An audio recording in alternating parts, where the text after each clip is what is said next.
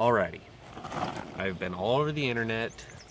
I've looked on so many forums I couldn't count them, but I could not find a single one that gave a clear depiction or description, or video for that matter, on how to pull the automatic shifter out of a 94 Ford Thunderbird LX.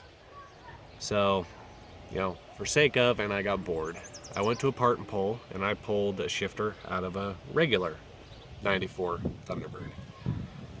And as I discovered, it's different than the one in the LX, but when I was pulling it apart out of boredom and irritation, I stripped the cover off and discovered that there is a pin insert that holds the shifter onto the shaft.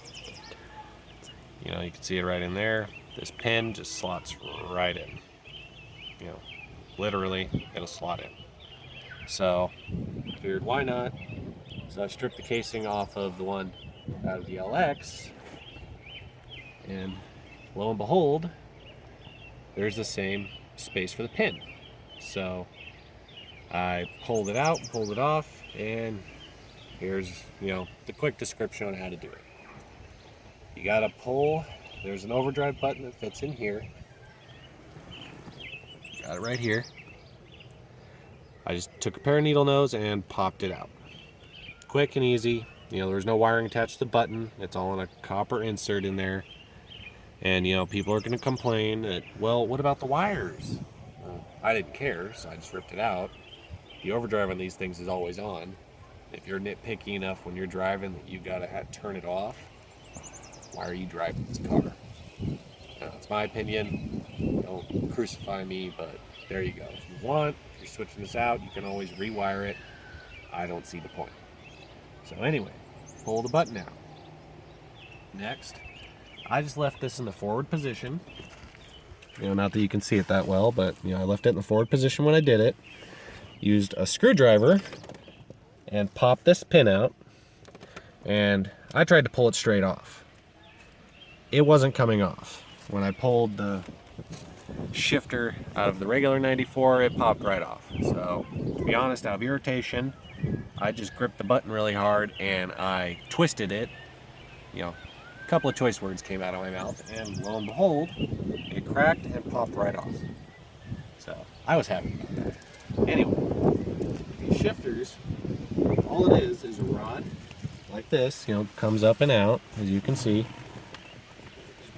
And that, when you push it down, that releases everything in here so you can shift gears. I've already driven the car with the knob off. Works fine. I wouldn't manhandle it too hard if this is what you're doing. But, that is the quick and easy on how to rip the knob off. All I'm going to do is find a skull bobblehead, drill a hole in the bottom, and fit it on there and have a cool shifter, because trying to pull a whole assembly out and put it in an aftermarket shifter is a pain in the butt. As we pan down, you can see this one, it comes off of this mounting bracket. You gotta undo these, and of course it doesn't want to come off now, but it pops right out, and this is what fits onto the frame of the car.